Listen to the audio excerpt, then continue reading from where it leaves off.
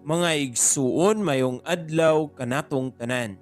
Karon adlaw na usab nga Miyerkules, pitsa 15 sa bulan sa Nobyembre sa tuig 2023. Ug karon mga igsuon aniya na kita sa ikakatluag duha nga semana sulod sa tuig. Sa ngalan samahan sa Anak ug sa Espiritu Santo. Amen. Ang Ebanghelyo kinutlo gikan sa basahon sumala ni San Lucas. Kapitulo 17, versikulo 11 ngadto sa 19. Sa nagpadulong si Jesus sa Jerusalem, miagi siya sa utlanan sa Samaria o Galilea. Samtang nagpaingon siya sa usa ka balangay, gisugat siya og napulo ka sanlahon.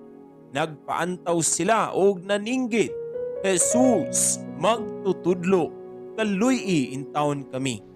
Nakakita kanila si Jesus og miingon, lakaw og pahiling kamo sa mga pari. Samtang diha pa sila sa dalan, nangaayo sila. Ang usa kanila sa pagtan-aw nga naayo na siya, mibalik og nagdaig sa Dios sa kusog nga tingog. Mihapa siya sa tiilan ni Jesus ug nagpasalamat kaniya ang maong taong Samaritanhon. Unya mingon si Jesus, dili ba napulo man ka tawo ang nangaayo? Hain naman ang siyam, nga numan nga kining dumuduong mora may mibalik aron pagpasalamat. Og mingon kaniya si Jesus, tindog og lakaw, ang imong pagtuo mo'y nakaayo kanimo. Mga igsuon, ang Ebanghelyo sa Ginoo. Daygon ikaw, O Kristo. Dalaygong Amahan, salamat sa pagpukaw kanako sa matag adlaw. Sa matag bukas sa akong mga mata sa kabuntagon, gihatag nimo kanako ang imong gasa sa kinabuhi.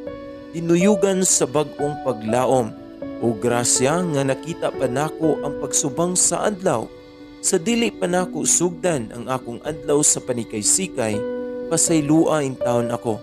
Langit nung Amahan, sa akong mga sala, hatagi ako sa imong kaluoy ug pasaylo. Giyahi ako ug tagay ako sa saktong kaalam sa tanan nakong gimbuhaton. Iiway ako sa kasakit ug kasamok.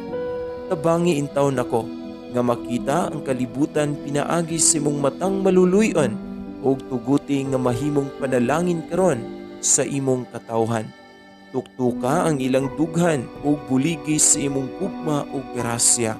Sa ngalan ni Jesus, akong giampo ang tanan. Amen.